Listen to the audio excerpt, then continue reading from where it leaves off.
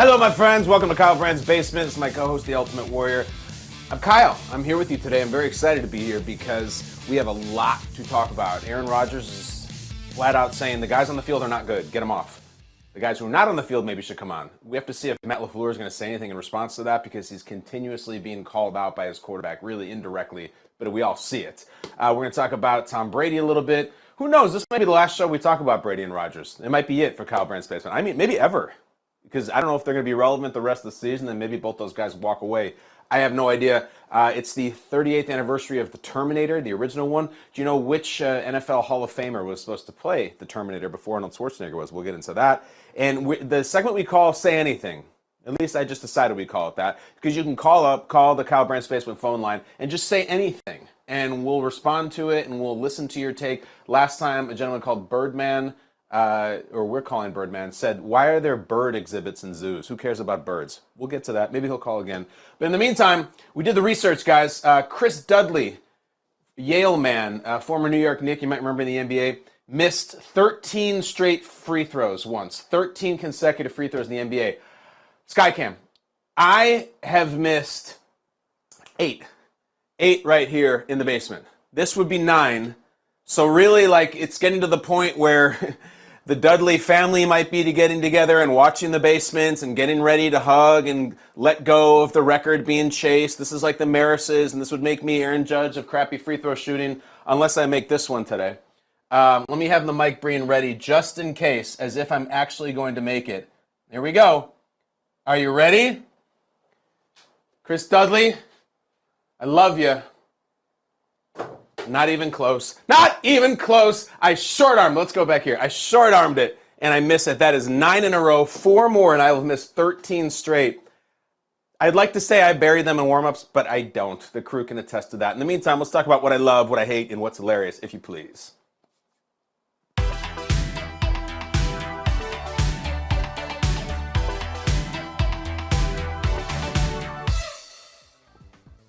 No football game last night, no football game tonight, but I really love that we have one tomorrow night, especially since this is, I don't know, allegedly a good one. I was reading something about it. Oh, the Amazon Thursday Night Football ratings are down. All right, well, now you have Tom Brady versus Lamar Jackson. This is one of the ones you put in for. This is why you pay all that money. I like it, too, because think about where the Bucs are right now. Never mind the Bucs. They're a bad team, and they're floundering. It's as interesting more of a Tom Brady conversation in the whole length and whole stature of his career. So he has lost 2 in a row. He has lost 5 out of 6. I think that's what it is. Either way, the only win that they have is the one over the Falcons, in which there was that really bad Grady Jarrett roughing the passer call, and we've talked about that a lot. Here's a little stat for you. Since 2003, the bulk of Brady's career, he has lost 2 in a row 13 times. 13 times.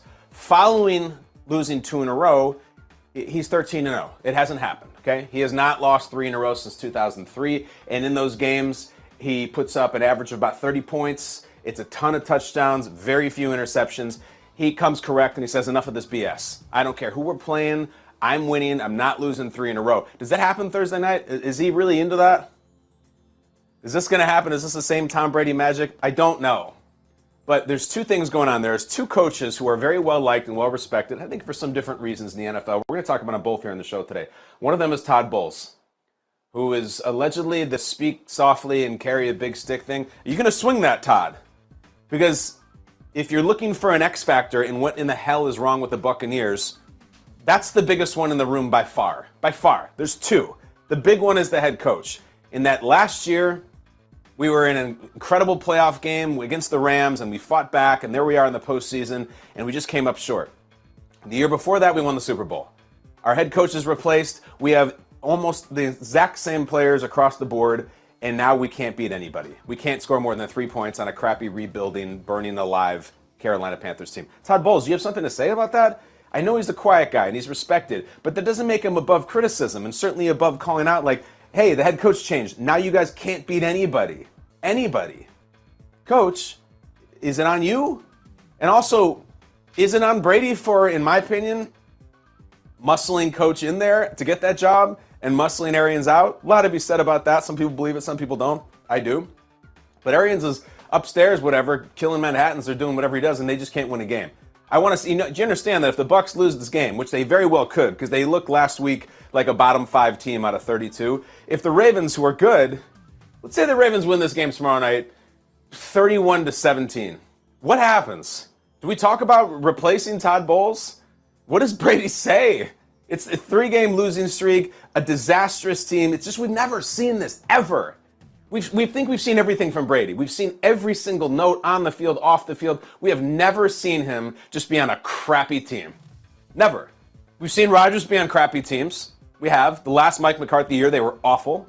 Awful. Lost to Josh Rosen at home at Lambeau Field. I can go through every other quarterback. Roethlisberger has been on crappy teams. All these at Peyton. Peyton really wasn't. But early at the beginning, Peyton didn't really have like a healthy, oh my God, we just went 5-11 season. Not that I remember. But we may be looking at one for Brady. And there's all this pushback about, well, shoot, they could still win the division because the Falcons can't get over the hump and the Saints, and the Panthers or whatever. The Panthers, I don't think they're going to go on a winning streak. I guess so, but you got to beat somebody.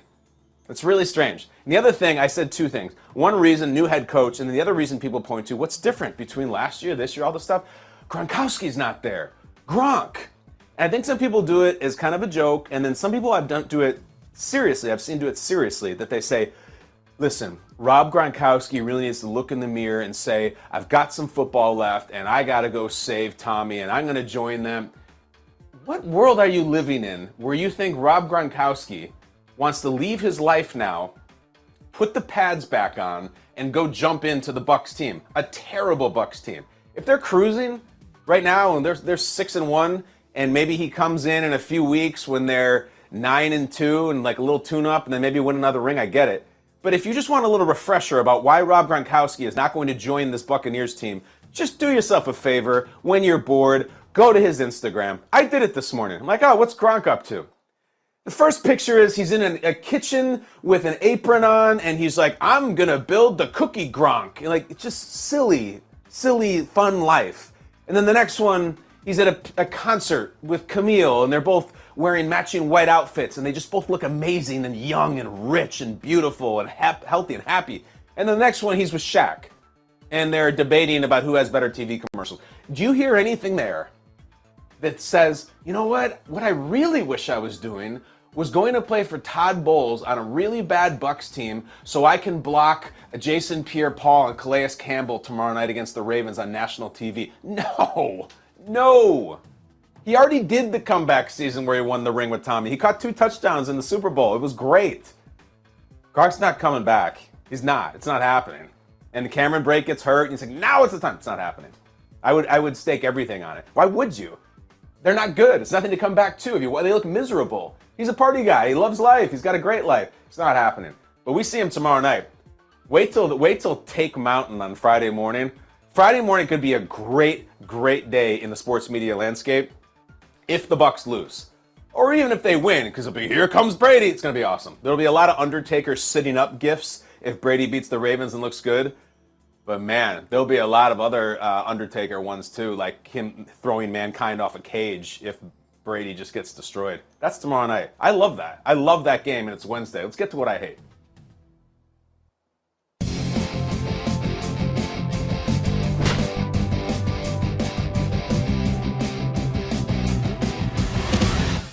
All right, I wish I could go to something happier after the Bucs thing, but I hate the state of the Packers.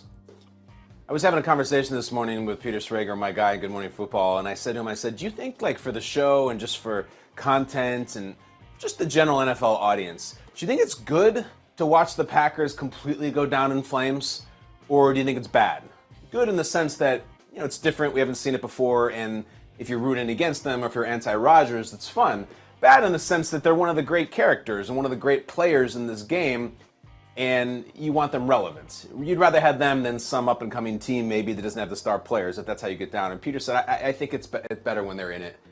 And we were saying that if you do root against Rodgers and Packers, it's way more satisfying to have them lose in the playoffs again than just, oh, the team fell apart. No, it's much more satisfying people believe in them and they lose. I don't like it at all. I like watching Rodgers play. I enjoy the whole Packers thing, whether they lose in the playoffs or not. It's like I said again, it's just one of these characters in the ensemble movie that I think every time they walk into the scene, the movie kind of livens up. And I like it. You know how I feel about young, new teams like the Bengals last year, or maybe somebody this year, Giants or Jets. I like the new characters, but you got to have the hits. You got to have the classics. I like the Packers there. I just hate the state of it. So Rodgers did what he does, which is he goes on Pat McAfee yesterday and just speaks his mind. And the subtlety is getting less and less as the season gets worse and worse for Green Bay.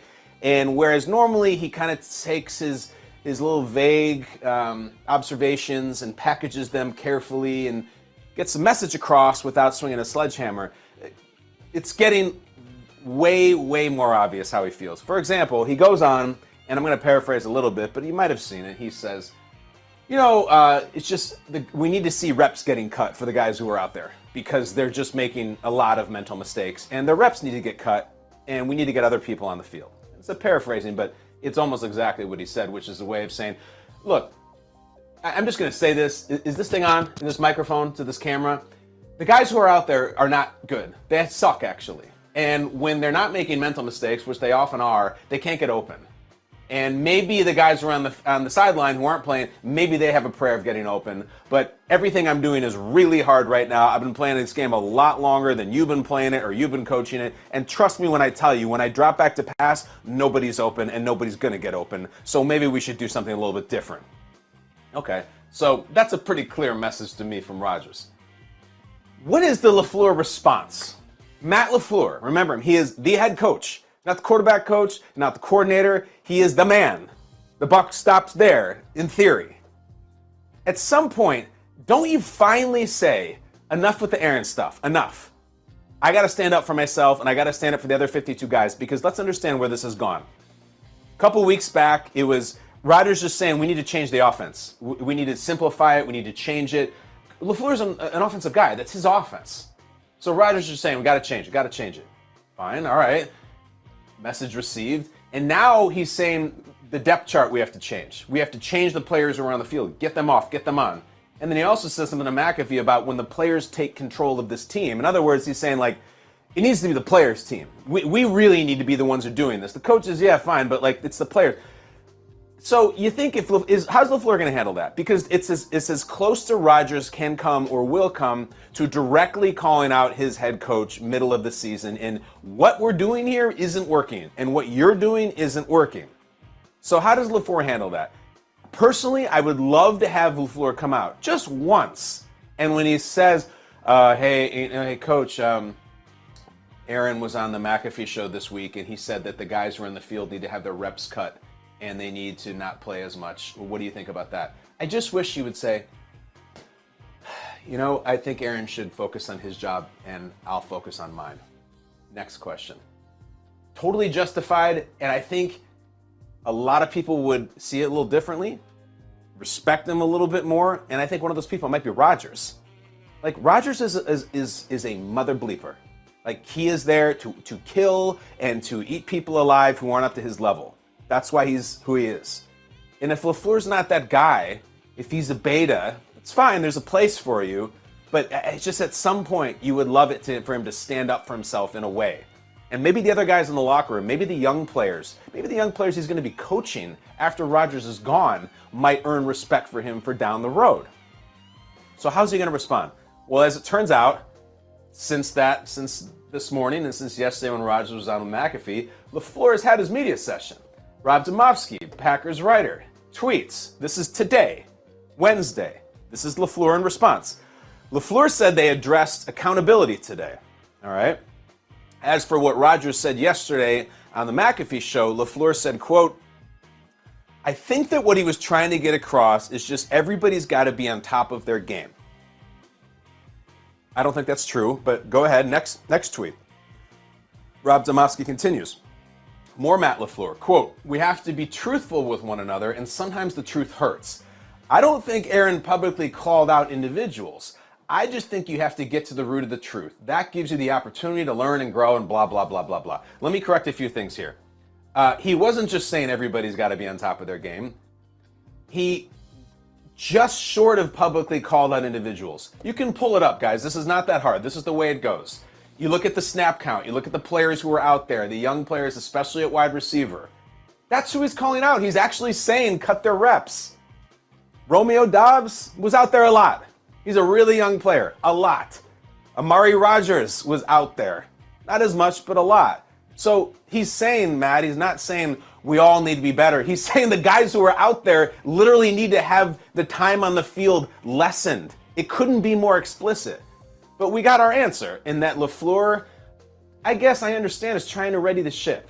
Trying to right the ship, rather. Steady the ship. If he comes out and just lights fire to everything and then he and Rodgers are fighting now, I guess, but the team's going nowhere. The offense is awful. Everything looks very difficult. It doesn't matter if they have to get 1 yard, 100 yards, whatever. It just looks so hard to get it. And as a guy who likes Matt LaFleur, I just would like to see him say something emphatic, maybe even combative, in the scheme of the media and the locker room and everybody. That it can't just always be Rodgers runs this place. But I don't know if he's that guy. I just don't think he is. You know, I think about my favorite Game of Thrones character was Tywin Lannister. Tywin, the older guy. Charles Dance, I think his name, the actor was. And I liked Tywin because Tywin was evil to the core. Terrible, terrible, cold-hearted, cold-blooded bastard. But he knew he was. He had no delusions at all that he was a good person or anything. Just an awful guy who did what he had to do for the sake of the family. Kill, betray, backstab, anything, whatever he had to do. He was that guy. And I remember when they had the second prince, not the nice one who ended up jumping off the balcony when his mom burned down the church. And my favorite line ever from Game of Thrones is Tywin when he says, anyone who has to say, I am the king, is no king. In other words, if you're that guy, people just know. You don't even have to say, I'm the king, or in this case, I'm the head coach. It just seems a little bit like LaFleur's like, man, I just want to run this offense and be a coach of this organization, but I can't handle the Aaron stuff. And Aaron's just going to Aaron, and Aaron was Aaron for a few years. That was great. But it's falling apart now. The best receiver left, and the guys who are replacing him are these neophytes who don't know what they're doing and are clearly lining up wrong and then can't get open when they do line up. And the season's melting down, coach, and you look like you're going to be a 6-11 team. So say something. Or just go for the ride and circle the drain. But listen, we'll see how they come out against Buffalo this week. Is this going to be a thing where we just start throwing punches and throwing bombs and saying they're way better and this is the first double-digit spread that Rodgers has ever had against him in his life, so let's just chuck it all over the field and see? Or are we going to try to do the short stuff and maybe shorten the game and run the ball and spin the clock? Because that's not going to work against Buffalo either. I want to see them throw punches.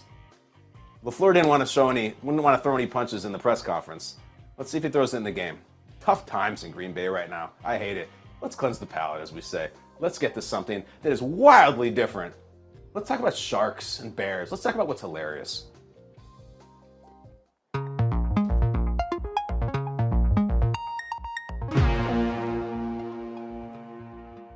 All right, so my buddy Bill Simmons with The Ringer, he does one of his shows, the Rewatchables, which I've been on several times, and they watch one movie and they just talk about it and dissect it. It's great. It's excellent.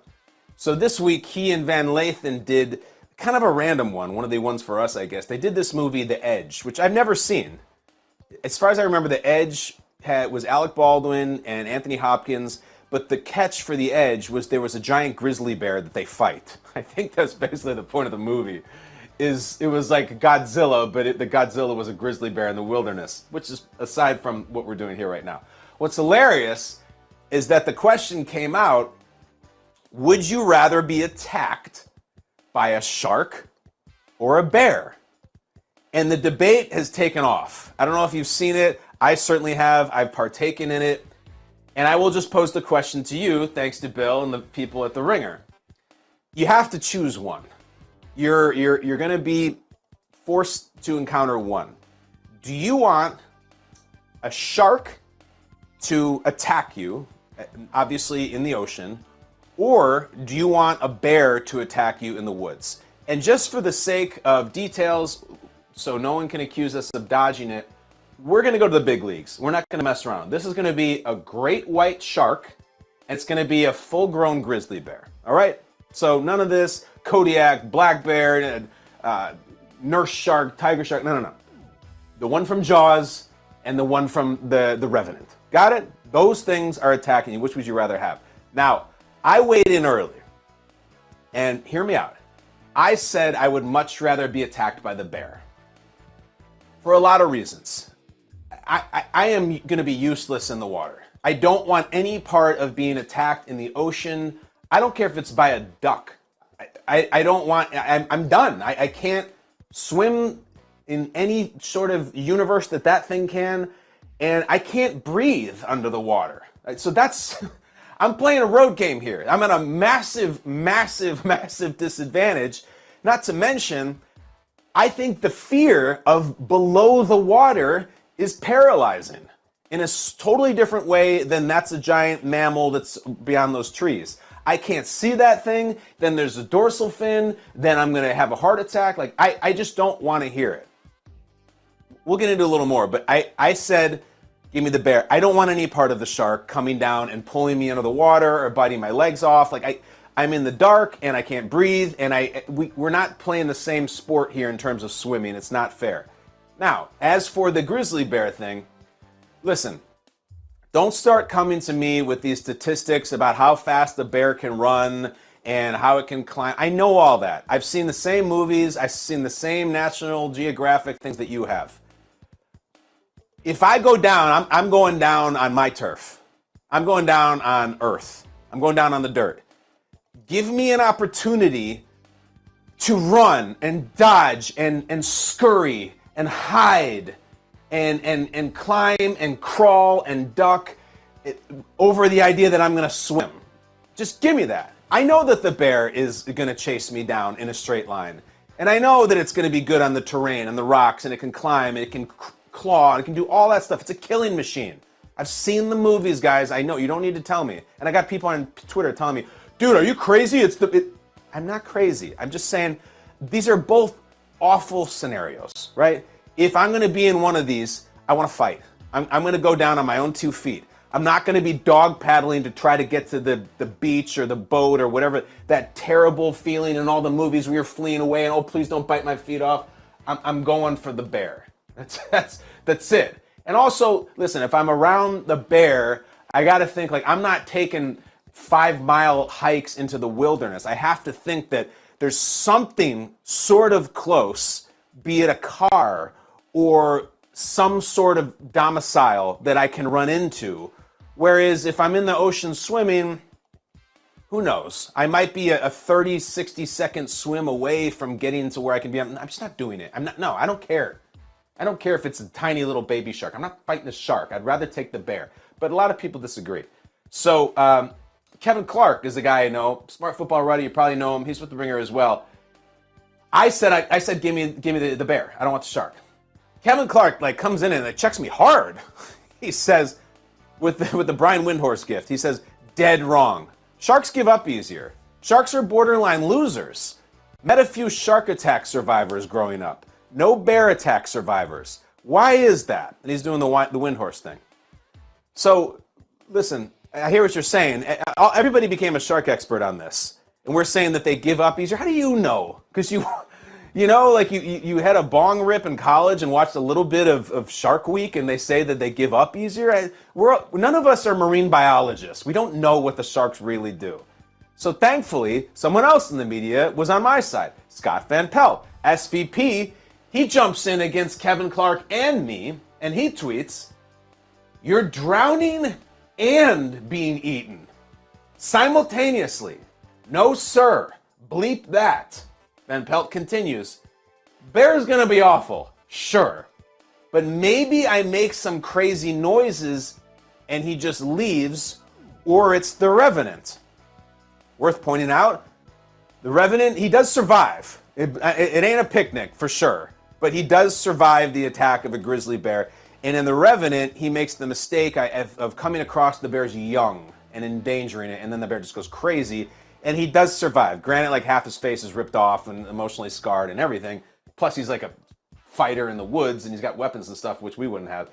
But here's what's funny. Now the third man in, Robert Lucetich, Australian guy, journalist, you might have read over the years, there's a lot of golf.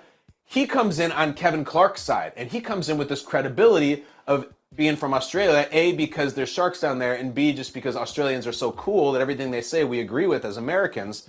Robert Lucetich says, very true, Kevin Clark. He agrees that the sharks are easy. He says, listen, I grew up in a part of Australia where shark attacks are common.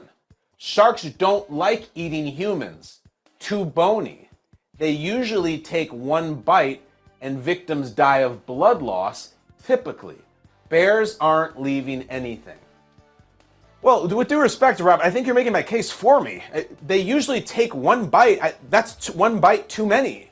And that's going to be under the water where I'm going to be kicking and scurrying, and the victims die of blood loss typically. So what you're laying out there is that the shark takes one bite.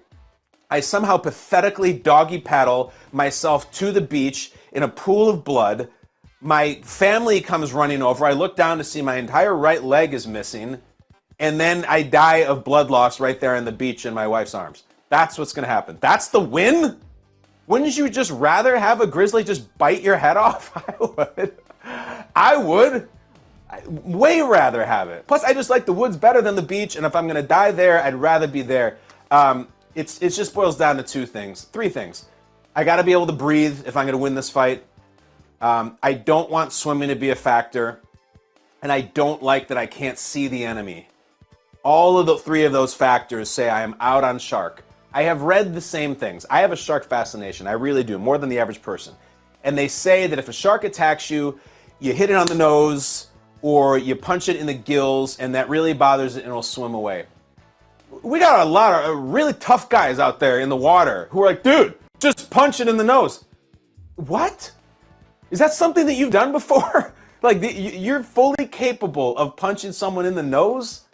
I can't even carry the recycling out to the curb in the morning. Do you think that while I'm treading water in the open ocean and a 15, 18-foot great white comes at me with its jaws, I'm going to be like, oh, no big deal. Let me just hit you with the jab like I'm playing Punch-Out against a bald bull. I'm not capable of that. I'm not. But if you say, all right, Brandt, you got one run for your life, and the 800-pound grizzly is coming, show me some moves. Show me something. You're in the woods.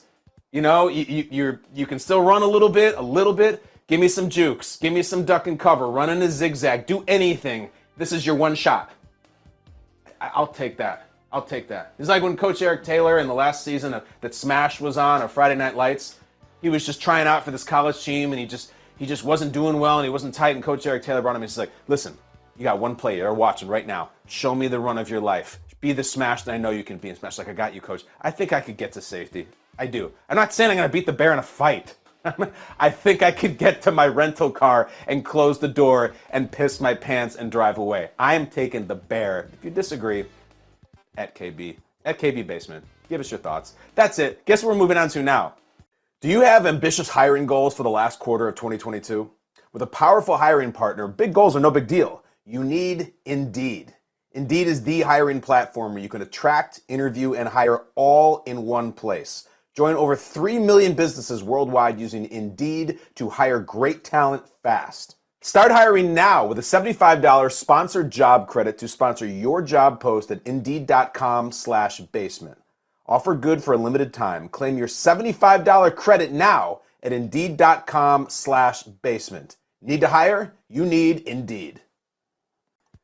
A segment I'm just calling Say Anything, in which we open up the phone lines. You can call us. We have an answering machine here with like real tape and everything. And if you call it, it's me on the outgoing message. You can barely understand me because it's so scratchy, and we have it from 1986. 252-4-BRANT. 252, the number 4, Brandt, my last name. And you leave messages, and we're just going to get into it right now. Last time we did this, I mentioned this. There was someone who said, why do they have birds in zoos? And we were really amused by that. There was also a guy who says, I'm too old to go to concerts. So let's get into this right now. Before we do, though, I want to mention there was multiple people who called and left really thoughtful, touching messages about the war in Ukraine. I don't know if you've seen this, but I'm doing a long documentary piece for NFL 360 about the Ukrainian League of American Football. And it's these men in Ukraine who played tackle football, same style. They have their league there. And when Russia invaded, they took off their football pads and they put on camo and they joined the armed forces, and they're on the front lines. And some of them have been killed, and it's just the worst things in the world. So I've been working on this documentary. I've shared a few pieces of it. It's been, I think the most important thing I've ever done, and I don't think it's close, and it'll be out in a few months fully. But a few of you called and left messages about that and just leaving thankful messages, which I appreciate. Thank you. Thank you for doing that. Now, let's get to somebody who talks about zoos and who the hell knows what else in football. Again, I said just give us a take on anything. You got a take on dessert? You got thoughts on shoes? You want to talk about the Falcons' special teams? It's you. It's say anything. I have not heard the messages. The staff has. I've not heard any of them. I'm hearing them raw. Let's get to the first one. DJ from Kansas City, what would you like to talk about today? Go ahead. Here's the message. Hey, Kyle. This is DJ in Kansas City. I was hoping you could help me figure out whether I am normal or I am fat and I suck. I double dipped going to 2 separate drive-through fast food restaurants, and it's my fault. Normally I get to a local park and throw out the trash before I get home. This time I left it in my car and didn't assume that my wife would smell the double dip fast food and caught me, basically. So I don't think there's anything wrong with going to Taco Bell and getting 2 soft taco supremes before hitting McDonald's for 2 double cheeseburgers. But apparently I'm fat and I need help. Please let me know what to do. Thanks. It's a lot, DJ. I'm not going to just come right out and support you. I don't know if that's necessary. Aren't you pacified by the Taco Bell drive-thru? I hit the drive-thrus often for the children, but also for myself and my wife. And the last thing I'm thinking as I'm pulling up to the window of Taco Bell is, I would also really like some McDonald's. I'm not thinking about that at all. I'm not thinking about anything. It could be Chick-fil-A or Five Guys or In-N-Out, Arby's. I love all those places, but when I'm getting my hot bag of grease, all I'm thinking about is just stuffing my face with it, and I should have ordered more Taco Bell. That's all. Oh, I should have got 7 tacos. I don't know if 6 is going to be enough. I'm not thinking I want a quarter pounder. That's really funny. But I'll tell you this. Here's where I will meet you halfway. My wife and I have a really fun tradition that I'm very proud of. And we only do it every 4 years. And if that sounds like it's the Olympics, it's because it is. And we have a thing where on the opening ceremonies of the summer games only, we have an Olympic feast in which for a couple of hours, I will drive around to every place in our neighborhood and our community, and I will get one little piece of food that represents a country. And when I have collected 7 or 8 or 9 of these, I bring them back to the kitchen, and we watch the opening ceremonies of the Olympics in which the teams walk into the arena representing their country and holding their flags, and we eat different foods that come to those countries. So what do I mean by that? I will go, and listen, some of it's a little tacky and it's our American version of the food, but just bear with me. I'm trying to do a fun thing, all right? I'm not insulting anybody's heritage. So what I mean by that is I'll go to a sushi restaurant in our town and I'll buy whatever, a roll, 6 little pieces. That's it. Just 6 little pieces, and I'll take that back. And then we eat that in honor of the Japanese influence. And then we'll go to anything. We could go to like a Colombian restaurant and you'll get one little appetizer, and then we'll go and get some Italian wine, and then you get really stupid stuff like America, it's Ben & Jerry's, and you get a German beer, and then you get like Italian food. And so we like line them all up, and it's our Olympic feast. And when that country comes in, now there's a lot more countries than foods we have, but we kind of enjoy it. And it's so fun. It's unbelievably fun. And like, if you can find one that's a little bit niche, like there's a community that's really close to us that has a lot of restaurants representing tiny little countries that wouldn't normally see restaurants for. So there's like a Latvian restaurant, and we got this dish from Latvia, and then we ate it. And it's like, Italy's easy, right? You can find a French baguette to eat, and you can find a McDonald's for America. But if you can find Trinidadian food, that wins it. So I don't do the Taco Bell and the McDonald's. I don't judge you for doing it. I would just, it is a little strange. It's like you're sitting there like at the ice cream place, and you're like, man, I could really, really use, I don't know, like another dessert. Like I wish we could go afterwards and get like some donuts. I'm not thinking about donuts when I'm at the ice cream place, and vice versa. But that's you. And bag hiding is always the smoking gun of any embarrassing thing you do in your marriage. You got to be better about that. So that's DJ from Kansas City. Next up, this guy is becoming infamous amongst the Kyle Brandt's Basement staff. It's Birdman. And I don't think he says his name here, but the staff has matched the phone number with Birdman last time, who called in and said, hey, at zoos, what's the deal with the birds exhibit? No one wants to see birds at a zoo, which is funny and true. It's kind of like going to the zoo to see squirrels. Here's the squirrel enclosure. Look at how they scurry and run up the hills and run up the trees and collect acorns. So this is Birdman. Let's see, of all things, why would he call the basement and leave a message about this? Go ahead and roll it. Hello. Hey, the Charlie Brown Halloween special is kind of crazy because like 5 adults put a rock in Charlie Brown's bag, and then Linus's parents let him sleep alone in a pumpkin patch until like 2 in the morning. So I don't know what kind of neighborhood the Peanuts kids were living in, but it's pretty hardcore. That's good. It's good. And we didn't even talk, or Birdman, excuse me.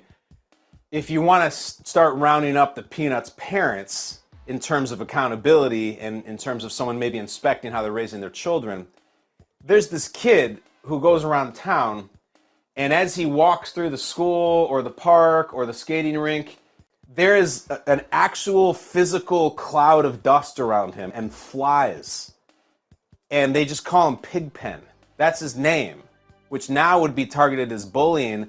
But I don't think Pigpen even minds, or he's just sort of comatose and it's just like, this is me and these are my flies and my parents never wash me and they never wash my clothes, and they've even started calling me Pigpen. In fact, they named me Pigpen and that's my proper name. And I hear you on the Halloween thing. The idea that the parents would be in cahoots, that when this dude comes by, go out in your yard first and get him some rocks. It'll be funny. How old's Charlie Brown, you think? Is he 9? I don't know. That's probably an easy Google. I think maybe he's 10, 11. I don't know how old Charlie Brown is. But there's this kid who's going to come around and just put a rock in his bag. It'll be so funny. I don't even know how they communicated that, because when that special was going on, you're not doing the text chain. You'd have to do like what you used to call a chain letter. Wasn't there a thing called chain letters? They must have sent it around, or they must have all met at some point and decided, here we go. Charlie Brown's age is neither normally specified nor consistently given. His birthday occurs in the strip published on October 3rd. Oh, wow. Okay, so it says he is 4 years old in the one published on November 3rd, 1950. He ages very slowly in the strip's floating timeline, eventually setting it around 8 years old. All right, so I think it's fair to say Charlie Brown is an 8-year-old kid. My son is 8 years old. If my son was going to go around our town and not one, but like the majority of parents said, oh, here's the Brandt kid. Remember, we agreed, give him a rock.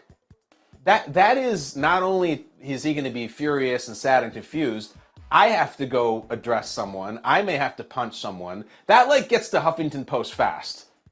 The Charlie Brown parents who give them a rock would be on HuffPo in an instant.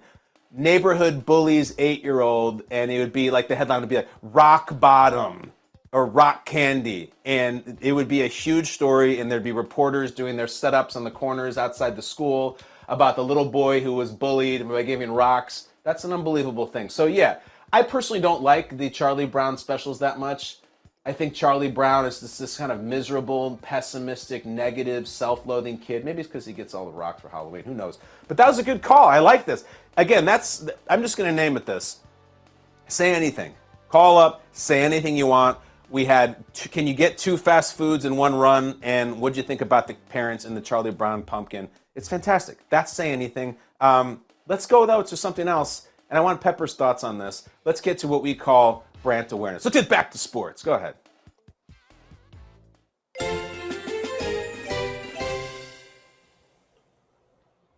Pepper, I know you like Halloween. I know you're on record as enjoying fast food, as we all do. What from the Say Anything segment stuck out to you? Do you have any takes? Yeah, I mean, I don't have many takes on the segment, but I do have an admission. I've never seen any of the Peanuts specials, any of the Peanuts movies. So it was hard for me to even follow what was going on there. I didn't know one of the kids got rocks. I think I read some of the comics as a kid, but it wasn't really popular in my household. All right, so are you aware? Let me ask you this: do you know the name of Charlie Brown's dog? Just start going. I'll start quizzing you. Is Snoopy, right? Okay. Do you know the name of the little yellow bird that hangs out with Snoopy? Oh, is it Woodstock? Yeah, it's Woodstock. That's exactly right. Okay. I was going to Do say you know, Tweety, but I know that's not right. No, it's not Tweety. That's a different bird. Do you know Yep. the girl who has the sandals and she has a two-word name that starts with the same letter? You know that one? No, I don't know Peppermint Patty. You ever heard of her? Oh, yes, of course. I've heard all the names. Oh, well, do you know what Lucy does with there's a sports thing. Yeah, We're she getting back to pulls the sports, I football. promise. She pulls the football. Yeah, I mean, I she's got it. horrible. And Yeah, Charlie's so so terrible. stupid he falls for it every Yep. time. Yep. I don't think you're missing much. I don't think those things are going to get to my kids' generation. I think they're kind of depressing and slow and heavy, and the animation's nothing special. I think they may be done with my generation, but I don't think their kids are going to be aware of it. What should we be aware of today, Sam? Well, first up, Kyle, you work a lot of jobs, and some days those jobs blend together. Well, today you had Bills head coach Sean McDermott on Good Morning Football and informed him about the Josh Allen Film Festival here in the basement, and then asked him for any recommendations he had for Josh. So here's his response. The Princess Bride, I would bring up a little bit, and I would love to see some talk about Vision Quest or maybe Ferris Bueller's Day Off or Top Gun on this list. I don't see that anywhere, but talking about movies of my genre and my era, I think you got to give some respect and some love to those three as well. I think he's right, Sam. I think he's absolutely right. And I want your thoughts on this. So one of our first conversations with Josh, he had seen Top Gun Maverick. I don't know if he's seen the original Top Gun. I'm going to guess he probably has. Vision Quest is very interesting. Pepper, come in here for a second, because I want your thoughts editorially on this. All right. And I'll go hand up. Vision Quest is a mid-'80s movie about high school wrestling with Matthew Modine, who, if you don't know the movie, Matthew Modine's in Stranger Things, he's in The Dark Knight Rises, he's been around for 30, 40 years.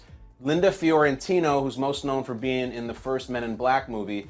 But I'm going to say hand up, Pepper. I've never seen Vision Quest. I just missed it. I don't know it. I've never seen it. Never seen it either. You've never seen it either? Okay. Never Apparently seen it either. like I gotta be honest. I'm surprised that you haven't seen it, given all the other movies you've seen. It feels like a huge gap for you. But I have not seen it, just like I haven't seen the Peanuts cartoons. Well, that's okay, though, because my question as it pertains to the basement, do you think that next time we bring Josh in, and this week he's going to watch The Shining, do you think that maybe, based on Coach McDermott's direction, maybe Josh and I should both watch Vision Quest and then come back like Siskel and Ebert and discuss it? Should we do that? I think that's a great recommendation, especially since he could probably talk about it with Coach McDermott in the facility and leading up to games instead of game planning for teams. So I don't know if you know this either, but we're bearing the lead here. McDermott, it's the movie is High School Wrestler. McDermott, it was like a wrestling fiend. He played college football, William & Mary. He was a safety. Everybody knows he played on the same team as Mike Tomlin. But he has records still, like from college, in which he did like 80 dips in 1 minute. Or like he did 56 pull-ups consecutively. Sean McDermott, the Bills head coach, is a twisted steel maniac of gym workouts and calisthenics. To this day, he works out in his driveway. And I gotta think, knowing Sean's vibe and his mentality, it's not to like show off for the neighbors or something, like he's washing his Trans Am in the driveway. I think that's just where he gets a lift in. He likes being outside. But that is why he likes Vision Quest, because he was Vision Quest. That's him. And I would be willing to bet right now, we should do a social call out of this, too late. If you were to do a body fat percentage measurement of all 32 head coaches, I'm talking about back in the day, never mind something chemical now or something digital, I mean, they used to pinch the side of your body with this like these giant plastic forceps or something, and by that they could tell your body fat percentage. I don't know how, and I can't imagine that's probably traumatizing for some kids who are a little heavier. But if you were to do that to all 32 head coaches, Sean McDermott would have the lowest body fat percentage of all 32 head coaches. I'm willing to bet on it. And there's some guys in that run, all right? I understand Saleh, McVay, O'Connell. I think Staley is probably pretty low. I'm not even going to matter mentioning the guys who are on the other end. We all know them.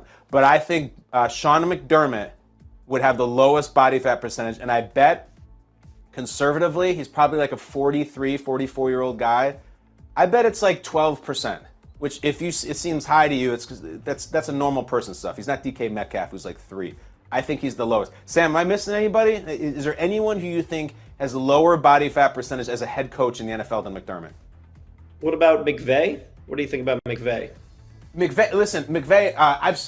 We've seen McVay shirtless. He was in his pool on Hard Knocks. McVay gets the workouts, and I know this. Every morning he goes in and works out with the Rams trainer. Like, he gets it in and he can lift, and he is very strong.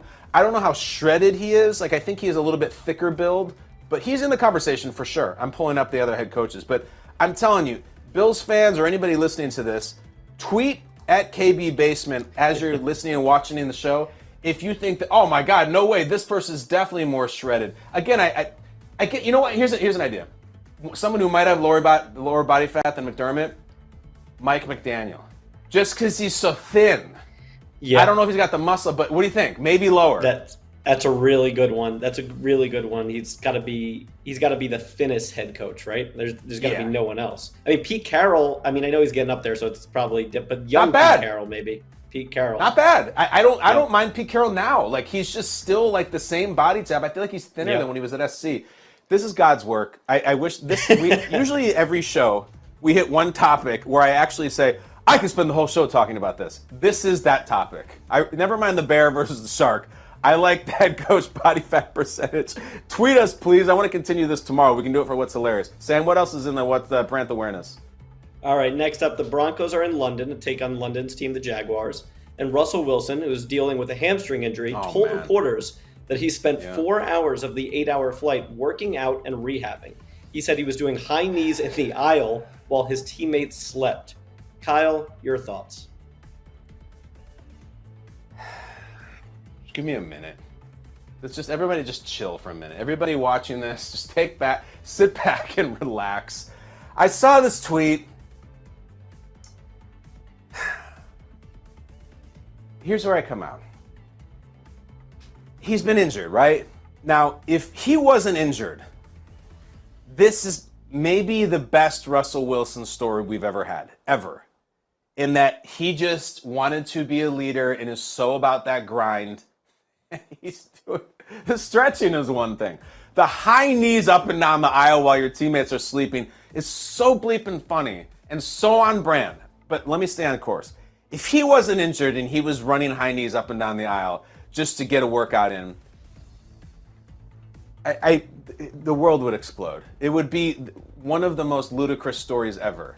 Remember there was that story about Kawhi Leonard that he sat down at team dinner and ate a whole bag of apples? This would be like that. And it turns out I think that story wasn't true. But I have to stay focused here. He has been injured. So if he's going to play in London and you have the idea what the effects of the altitude and the recycled air and everything as you're trying to recover, and he's stretching, okay, that's not only not cringy, that's cool. He's like, I can use this time to better myself. That's the stretching for sure. The high knees up and down the aisle, if that's going to help him recover and get back in the field, listen, I've been very strong in my opinions of Russell Wilson about how inauthentic he is and how he does everything for show, and you might have heard my opinions on that. A lot of people have. I'm usually the guy. I'm not pouncing on this. This is low-hanging fruit in the crush Russell Wilson deal. Listen, if I'm on that team, I'm trying to put myself in their shoes. If I'm Cortland Sutton, really good young wide receiver, or I'm Jerry Jeudy, or I'm anybody, and I'm flying across the Atlantic, and I'm all tucked in, and I got my headphones, and I got my sleep mask, and I got my blanket, and I'm just getting my rests, and I just keep hearing this, like, what is that? Is that the flight attendant? It's like, is there a problem? Somebody running on a plane is disconcerting usually. And if I sit up and I just peel back my sleep mask and pull off one ear of my headphone, and that thing that awoken me, and that thing that alarmed me, is Russ not running up and down the hallways, the aisle. He's high-kneeing up and down the aisle. The full-on, like, knees touch your hands, get them up. Because now I'm starting to snowball with it. I don't know what I'm thinking. I'm just like, either, are you thinking A, yeah, that's my quarterback, and he wants to get back with us so badly and fix this thing and right this ship, and man, I'll go to battle with that guy. Or are you thinking like, dude, sit down. We are trying to sleep. Are you out of your mind? Sit down. Because let's be honest. Let's go further with this. You and I both know that if Russ is up on the plane, 33,000 feet, and he's doing high knees up and down the aisle, it's not just that. He is saying something. He is doing either motivational phrases or song lyrics, maybe, but there's a vocal component to it, because if it's truly performative, it wasn't on the plane. I don't know, and I don't know his exact medical status. Maybe the team doctor said, Russ, we need to get you moving around the plane. I know it's weird and awkward, and I know your teammates are trying to sleep, but I really recommend you do it. Then fine. God bless you, Russ, and I mean that. But if it's just him, look, I doubt that the offensive coordinator last year when he was with Seattle told him, Russ, I really recommend you go out there in the field by yourself and be in a make-believe huddle and run a fake 2-minute drill while the camera's on. I really, really think you should do that. Oh, okay, thanks, Coach. I wasn't going to. That would be kind of strange and disingenuous and just makes me feel like I'm just playing for the cameras. But if you say so, Coach, I'll do it. We need answers. And this is the other Broncos players will be asked about this. I need some truth. Somebody leak something. Because if he was doing it to get better, fine. Unless he was told specifically by the doctor or trainer, you must run around and not only run down the aisles, do the bleeping high knees. I mean, were there jumping jacks? Is he burping? Is he doing lotus pose in the laboratory? There's a lot more places I could go with this, but the show's getting long. I have thoughts on working out on an airplane. But Sam, what else is in Brandt's awareness? I do have a quick follow-up question for you on this. What do you got? Go on. Why not? What does it say to you that this wasn't a report, that he said that he did this? It kind of actually reminds me of what you said about Tywin Lannister a little bit. You know, he's the one telling you that he was doing this. Does that change how people should view this story?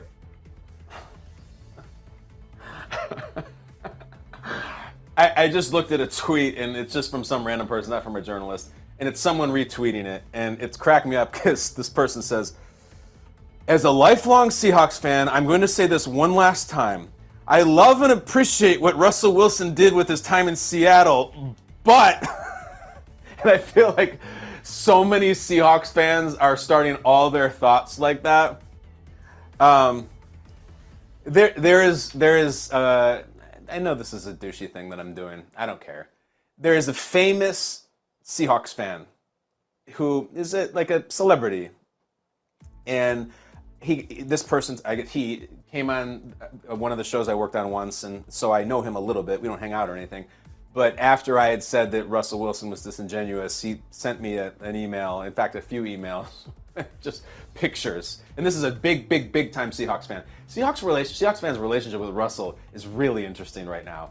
It's just like your ex that you had a great time with, and maybe it's even your ex-wife. Maybe you were even married. But then you like go on their Instagram and you're like, what are they doing? I don't even recognize that person anymore. Or maybe I do recognize them and they got a new someone, and lots of luck, buddy, with them. If the report comes from Russ, Sam, to answer your question, then it's definitely much more of this, see how hard I'm working and look how incredible I am. I mean, this is the guy, he did say he had Wolverine's blood. Like, I don't know. If I'm pushed, and I kind of feel like that's what you're doing, Sam, I'm going to go even harder on Russell Wilson. I'm on record. We will continue to track the Russell Wilson disingenuine factor throughout the season, but until now, high knees go in the Russell Wilson Hall of Fame for his type of deal. What else do we have? My God. Sorry for pushing you. Today is the 38th anniversary Today is the 38th anniversary of the release of The Terminator. The great Twitter account All the Right Movies reminded us that Sylvester Stallone and Mel Gibson turned down the role. Kyle, can you even imagine the role for the Terminator? But Kyle, can you even imagine a world where Arnold wasn't the Terminator? Well, I can, and I'll ask you, Sam. Do you know the answer? Because this is a lot of people know this. It's been talked about a lot, but I think maybe some people don't. NFL Hall of Famer who was given and offered the role or was going to be the Terminator. Do you know the answer? No, I do not. You don't? Oh, no. James Cameron's been on record about this a million times. Think about this. This is the mid-'80s. There was a guy who was really cool, really charismatic, really good-looking. He was a former Buffalo Bill. He went to USC, and then things went really different direction. O.J. Simpson was going to be the Terminator. I'm not making that up. And James Cameron has this quote about it where he says, O.J. is... I wanted to give it to O.J. because he was doing these movies now, and I'm not. You can look up this quote. James Cameron says, I ended up not going with O.J. because O.J. was so likable and so charismatic that I couldn't picture the audience buying O.J. as a cold-blooded killer. And that's a real quote. It's not me making a joke. And he took the role away from O.J. Because it's just like, and I know what he's getting at. O.J. was a national treasure. O.J. was apple pie. Everybody loved him. And he was super charming and charismatic and amazing. And it would have been weird seeing him do the Terminator and the Sarah Connor. I don't buy it. O.J. is way too likable. And then, let's see, you said it was 84, and then that 10 years later was 94, and we know what happened. We're on the 405 with AC, and he's got a blonde wig and a bunch of cash, and we don't need to get into the OJ chase right now, but that he was supposed to be the Terminator. And so, yes, and also the idea, I'll go a step further in this. I'm a big Terminator guy. The first two movies only. Schwarzenegger was loath to be the Terminator, and he's like, no, I want to be Kyle Reese. I want to be the Michael Biehn part. Like, I'm going to be the hero. And it would have been a terrible mistake because the idea was Arnold was becoming a big star, and the Terminator has like maybe 9 lines of dialogue in the whole movie or something. And maybe it was his agents were saying, no, Arnold, this is terrible. This is career suicide. Why would you want to do this? This kind of unproven director who's doing this sci-fi thing, and you never speak in the movie. Don't do this. You got to be the hero or do some other movie. I said, no, I'm taking it. And that was it. The other thing I'll add about that, Arnold, I know a lot of nuggets about this. Arnold wanted the line to be, I will be back. He said, I don't think that a machine would make a conjugation. I and will be I''LL. He says, James, I think I should say I will be back because I'm a machine. I will be back. And Cameron was basically like, yeah, great, say I'll be back. Cameron, notoriously difficult to work with. He was really young back then. So that's why the line became, I'll be back. And I have to say, I think Cameron, as usual, was right. I will be back. Not the same ring. But Arnold did have a point. The more robotic way to say it is, I will be back. That's it. Yeah, that's it, Sam. OJ, I thought you would have known that. A lot of people knew that. And it's just been joked about a lot and memed about, but it actually is true. As soon as you said it, it did jog something, sure. But definitely should have known that one. But that's all I got for you, Kyle. That's all there is to be aware about in the whole world. That's it. Do you feel cool in that Jet shirt? No, I feel miserable and cool for about 2 more games maybe, and then it'll all go south. No, you feel great. What are you talking? This is an awesome time. And you got it buttoned all the way up. Just ride this out. I didn't mean to try to troll you. I think it's cool you got the Jet shirt on. Well, they're close to my heart. They are. Let's go, buddy. Pats week this weekend. That's Sam Pepper. That's it. Jets play the Patriots twice in the next 3 games. It's like it's on right now officially. All right, we got to end this show. It's getting really long. It's going to take forever to get out. Let me go to the sky cam. Let me get a dart. If it was up to me, shoot. There's a lot of topics today I would still be talking about. But here we go. You know how I throw this thing? Whatever topic it hits or whatever number it hits, there's a corresponding topic. And here you go. That's number 20. Number 20 out of 20. What do you got? What's my topic? Movie that always makes you cry. Okay. Movie that always makes you cry. I cry a lot at movies. I'm a crier, just generally. And then it's exacerbated a lot by, I feel like these days, a lot of times when I really watch the most movies are when I'm on a plane. And I've had a bunch of long flights in 2022. And I have another one coming up next week because I'm going to go to Germany for the NFL, so I'll probably watch movies. And there's something about the altitude or the confinement or, you know, the star quarterback doing high knees up and down the aisle that when you're on a plane watching a movie, like the emotions just come out. I mean, I'll cry during the Matthew McConaughey movie when I'm on the plane. It doesn't matter. I'll cry during How to Lose a Guy in 10 Days. I'm just sitting there sobbing. But the movie that always does, I don't watch this movie a lot, but I remember the first movie that did, and it was Boys in the Hood. I really, really, really was upset when they kill Ricky at the end. And I just really was moved by his story, and he was going to go to USC, and he had a baby, and his mother was there, and I just couldn't believe it. I was really young when I saw the movie. I was, you know, pubescent, I think, and I just couldn't believe it took the turn. I didn't know movies did that, where they had that kind of like gut-wrenching, rip your heart out ending. I figured it would all just kind of end kind of happy, and that was not the point of the movie. But when you know, Cuba, Ricky, and then the guy in the black car with the double barrel, just, oh man, Ricky should have zigzagged, of course, but it just destroyed me. And I loved football, and you know, I kind of had dreams like he did in my own way, or I wanted to go play college football and all that, and I felt like, you know, I just really felt that, and it just killed me. Terrible, terrible, very, very sad movie. And then, you know, Doughboy gets revenge at the end, and Lawrence Fishburne, oh, you a big man now with a gun. It's just a great movie, but terrible, terrible, sad part. That's it. Terrible, sad ending to a really fun show, but that's okay. I'll be back tomorrow. We're going to talk about the topic of the day. Which NFL head coach do you think has the lowest body fat percentage right now? October 26, 2022. That's it from the basement. See you guys. Love you. Thank you. See you tomorrow.